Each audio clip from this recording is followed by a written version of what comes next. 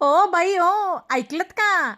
आज आपण बनवणार आहोत हरभऱ्याच्या डाळीचं भुरभुरीचं बेसन.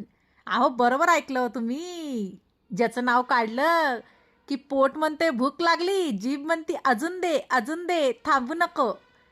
त्यासाठी काय केलंय माहितीये? हरभऱ्याची डाळ घेतलीये, 1 वाटी घेतली आणि थोडीशी वरती घेतलीये. म्हणजे 1.5 वाटीला पण कमी घेतली आहे बरं का. एका पातेल्यात घेतली, मस्त स्वच्छ धुवून घ्यायची ती. हो, त्यावरती पाणी टाकून ती थोडी 2 ते 3 तास भिजत ठेवायची बरं का. म्हणजे छानपैकी ती भिजते. हे बघा कशी मस्त भिजली आहे डाळ. अरे वा, छान भिजली आहे बरं का. ती घ्यायची आपल्याला मिक्सरला टाकून. मिक्सरमध्ये टाकलं की ती गरकंदीशी मिक्सरला बारीक करून घ्यायची आहे हरभऱ्याची डाळ. थोडंसं पाणी घालायचं आहे मंडळी, जास्त नाही घालायचं. जास्त घातलं की ते पातळ बेसन होणार. आपल्याला काही बेसन नाही करायचं त्याचं पातळ. तर बघाच की तुम्ही कशी भन्नाट आणि छान रेसिपी बनते आपली. हे बघा मिक्सरला असं मस्त चिकन ते बारीक करून घ्यायची आहे. म्हणजे हरभऱ्याची डाळ पोटात कुरकुर करणार नाही ना हो, दुखणार नाही पोटात. आपण छानपैकी अशी ती मिक्सरला सगळी उरलेली डाळ मिक्सरला बारीक करून घेतली. त्यानंतर आपण काय केले माहिती आहे? 4-5 हिरव्या मिरच्या घेतल्या आहेत, लसूण घेतला आहे आणि जिरे घेतले. हे पण मिक्सरला छानपैकी आपण बारीक करून घेणार आहोत. आणि जे मिश्रण केलं आहे ना डाळीचं आपण बारीक, त्यामध्ये ते टाकणार आहोत. पण लगेच नाही बरं का, त्याची वेळ नंतर आहे, जेव्हा फोडणी येईल तेव्हा. हे बघा, ठेवली मस्त कढई झणझणीत.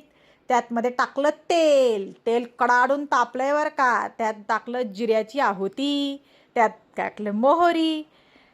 त्यानंतर बघा जे आपण बारीक केलेलं की नाही, आलं लसूण कोथिंबीर आणि हिरवी मिरची, ते दिलं टाकून मस्तपैकी तेलात चर्रकन. कसं बघा, आ हा हा, हिरवं हिरवंगार सणसणीत, आ हा हा, मस्तपैकी झणझणीत वास असला येतोय मंडळी. आणि जे बारीक केली होती ना डाळ आपण, हरभऱ्याची डाळ भिजवून, ते मिश्रण केलेलं द्यायचं त्याच्यामध्ये टाकून.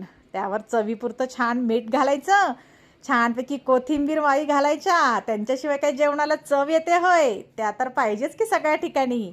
म्हणून मस्तपैकी कोथिंबीर घालायची आहे आणि छानपैकी मिक्स करून असं 2 मिनिट ते 2 ते 3 मिनिट झाकण ठेवायचं त्याच्यावर. पाणी बिणी घालायचं नाही बरं का मंडळी. पाणी घातलं की काय होणार?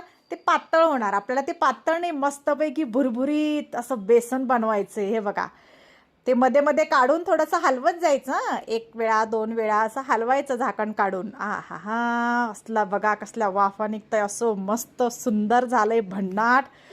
काय वास येतोय, वा वा वा, आ हा हा, किती सुंदर.